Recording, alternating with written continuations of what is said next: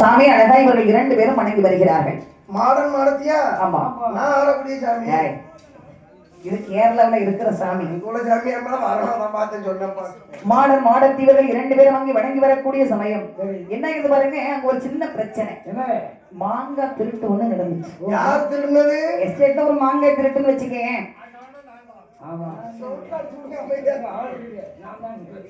அப்போ இந்த பிரச்சனையில பாருங்க யார பிடிக்கிறாங்க தெரியுமா? இந்த ராமையா நாடார் கைலாச நாடார் 2 பேரையும் இந்த மாங்காய் திருட்டுல பிடிச்சிட்டாங்க. ஆனா உண்மையிலே களவு செய்தது யாருன்னு சொன்னா இவர்கள் அல்ல. யாரோ அந்த கேரள மக்கள். எந்த தப்புனாலும் ஒத்துக்கலாம், திருட்டு பழி மட்டும் போடக்கூடாது யாருமே. ஆமா, கண்டிப்பா கண்டிப்பா. அப்ப பாருங்க இந்த மாங்காய் திருடிய புகார்ல 2 மக்களையும் கேரள மக்கள் பிடிச்சு அடிக்கிறாங்க. அடிபொறுக்க முடியும். ஆனா உண்மையிலே பாருங்க களவு செய்தது அவர்கள் தான். அப்படி இருக்கும்போது இந்த மக்கள் இவர்கள் அடித்த உடனே இதனால் இவங்க என்ன செய்யறாங்க பாரு, நம்மை பிடித்து இவர்கள் அடித்தபடினாலும் இனிமேல் இந்த நம்ம நாட்டுல இருக்கக்கூடாது. நம்ம மாதத்துக்கும் மரியாதைக்கும் ஒரு பங்கு வரும்போது அந்த இடத்துல இருக்கக்கூடாது. ஆமா. இதனால அதிருப்தி அடைந்தேன் 2 மக்களும் என்ன செய்யறாங்க பாரு, தங்கள் சொந்த ஊரான திருநெல்வேலி மாவட்டம் ராதாபுரம் தாலுகாவில் உள்ள இந்த கண்ணன் குளம் அருள்மிகு அங்க இந்த ஊருக்கு செல்லணும். அப்படி என்று சொல்லி 2 பேரும் என்ன செய்கின்றார் பாருங்க, கேரளா தாங்க டந்துதாங்க இது வரையோட போக வந்து ராமையா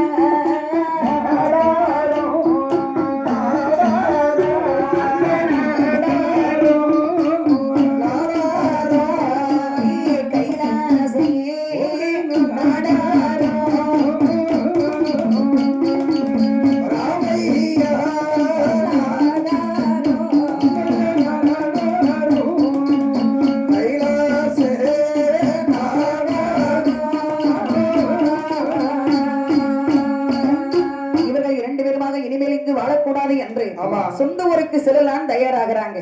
அப்படி இருக்கும்போது அச்சமயத்திலே அவர்கள் ஒரு நாள் பெரியாற்று பாலத்திலே உள்ள மாடன் மாடத்தை வழிபட்டு அங்க கொண்டிருக்கிறாங்க. அன்றைய பூஜையிலே சுவாமியின் அருள்வாக்கின் போது இந்த இது பொய் புகார், இது வந்து பொய்யான ஒரு தகவல் சாமி வந்து சொல்லுது. ஆமா, எப்பா எப்பா இது பொய்யான புகார். இந்த மக்களை களவு செய்துவிட்டு இந்த மக்களை களவு செய்தார்கள் என்று சொன்னபடியினால் இனிமேல் நானும் இங்கு இருக்க மாட்டேன், என்னை உங்க கூடவே கூட்டிட்டு போயிருங்கப்பா.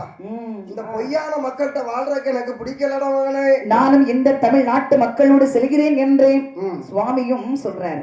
அதுவும் அருள்மாக்க மாடன் மாடத்தையும் கூறுறாங்க. கூறி இதனை தொடர்ந்து ராமையா நாடாரும் கைலாச நாடாரும் மாடன் மாடத்தி மற்றும் 108 வாதிகளுடன் தமிழ்நாடு செல்ல தயாரானார்கள். சரி, மொத்தம் 108 வாத. ஆமா, சரி. அவர்கள் மாடன் மாடத்தியை எப்படி அழைத்து வருகின்றனர் பாருங்கள். எடுத்து வருகின்றனர். பெரியாற்று பாலத்திலே இருந்து பாம்பனாறு வழியாக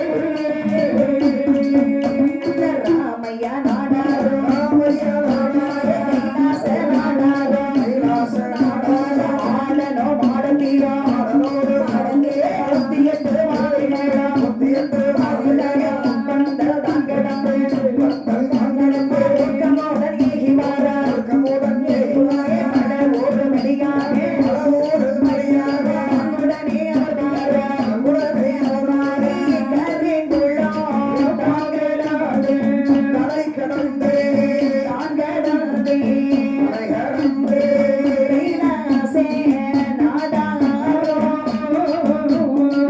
கருங்கோலம் மலை கடந்து மலை கடந்து கைலாசே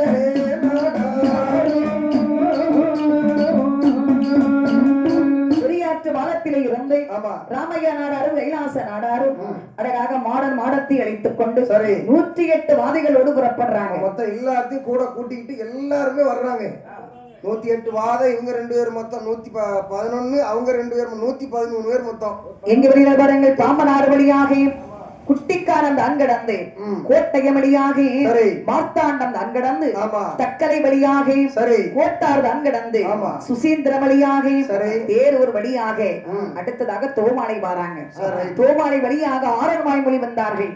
அங்கே வந்து முப்பந்தல் கிடந்து பழமூர் வழியாக கருங்குளம் கிடந்தார்கள். கருங்குளம் விட்டு உடங்குடி பாதையாக திசைநுழைய ரூட்ட மாத்தாத கருங்குளம் தான் கிடந்து எங்க வருகிறாங்க பாரு பூந்தட்டி குளம்.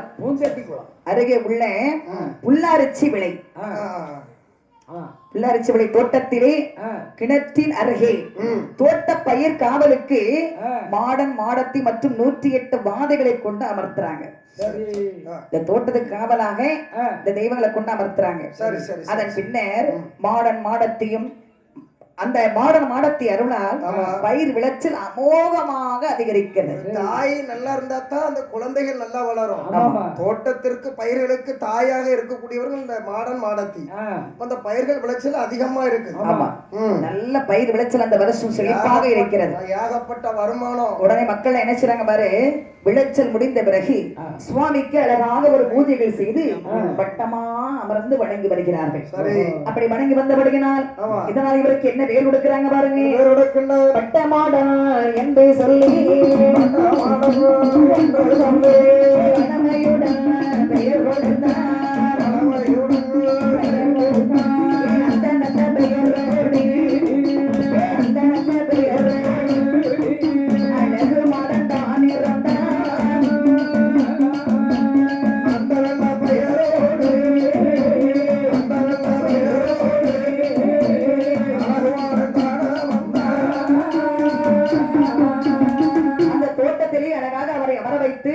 விளைச்சல் விளைஞ்ச உடனே மக்கள் அழகான பூஜை கொடுத்து வட்டமா உட்கார்ந்து அவரை வணங்கினாங்க. பாத்தியா அவருக்கு பாருங்க பெயர் என்னன்னா வட்டமாடன். அழகான ஒரு பெயர். சுடலைமாட சுவாமிக்கு பொதுவா ஏகப்பட்ட பெயரு. இதுல இவருக்கு வட்டமாடன் என்று ஒரு பெயர். அழகா அழைத்து வந்த உடனே மாட சுவாமிக்கு என்னென்ன வைக்கிறாங்க பாரு வைக்கின்றார்கள். சாராயம் கொண்டு வைத்தார்கள். மக்கள் எல்லாம்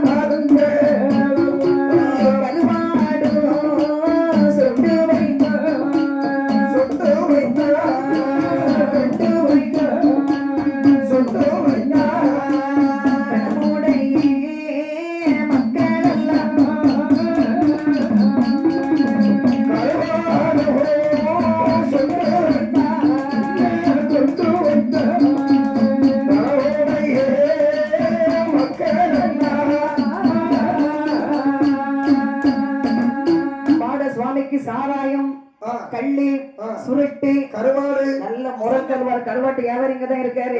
சாலை வாழை நெத்தில் எல்லா கருவாடுமே நம்மகிட்ட இருக்கு. எது வேணாலும் வாங்கிட்டு. ஆமா கருவாடு வாங்கிடுங்களா? ஆமா வியாபாரம் பண்ண கொண்டு போடுவேன் உன்னை. முதல் கருவாடு மற்றும் அனைத்து பயிர்களையும் படையலிட்டு சுவாமி அழகா வணங்கி வருகிறார். என்னென்ன பயிரெல்லாம் விளைஞ்சிருக்கோ எல்லா பயிரையும் மொத்தத்துல அவிச்சு அதை என்னென்ன பண்ணணுமோ பண்ணி சுவாமிக்கு அழகா படையல் போடுறாங்க. அதன் பின் ஒரு நாள் பூஜையின் போது சுவாமியின் அருள்வாக்கில் சுவாமி நல்லா சாப்பிடுறாரு. ஆமா நல்ல பூஜையை வாங்கி கொண்டு சுவாமி அருள்வாக்கில் நான் மக்கள் அருகில் இருக்க வேண்டும் என்று சுவாமி கூறுறாரு.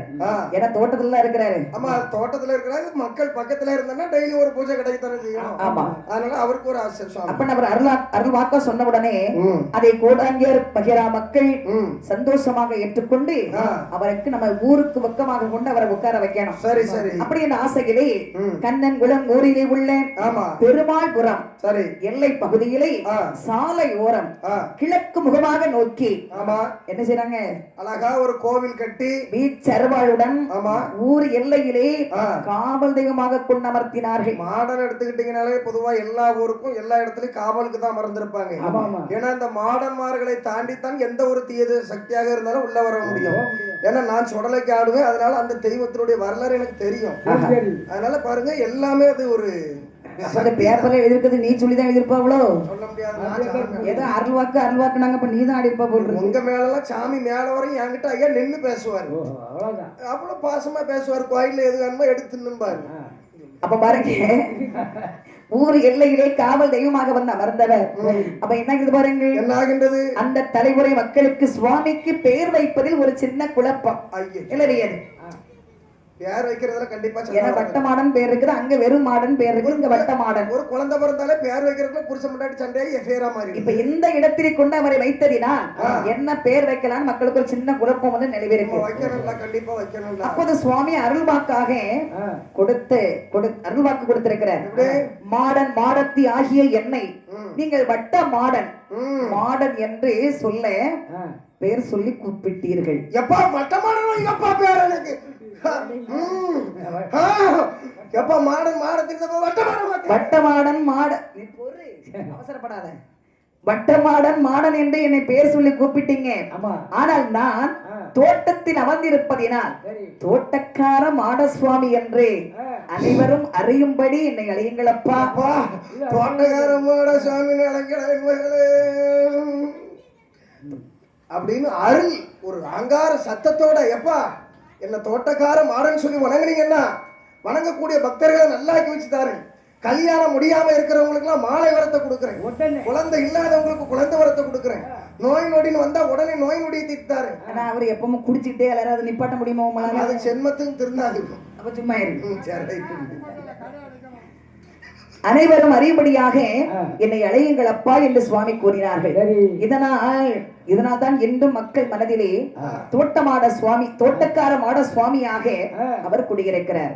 அதனைத் தொடர்ந்து நதிக்கரை தோட்டக்கார மாட சுவாமிக்கு கோடாங்கி யார் குடும்பத்தார்கள்.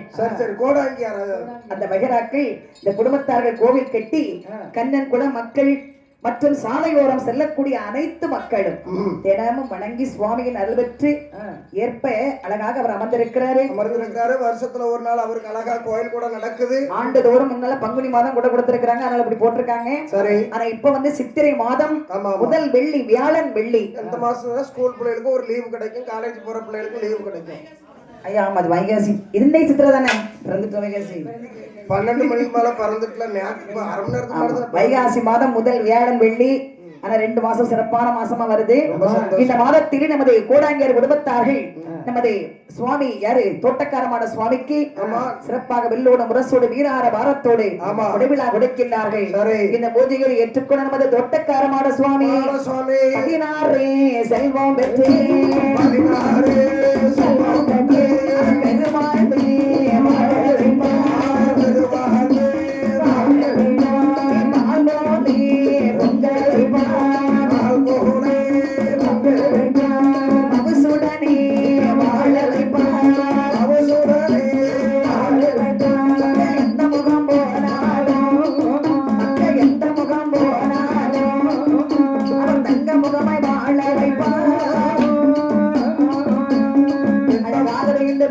கண்ணன் குளத்திலே தோட்டக்கார மாட சுவாமி பூஜை வாங்கி கொடுத்தாரு.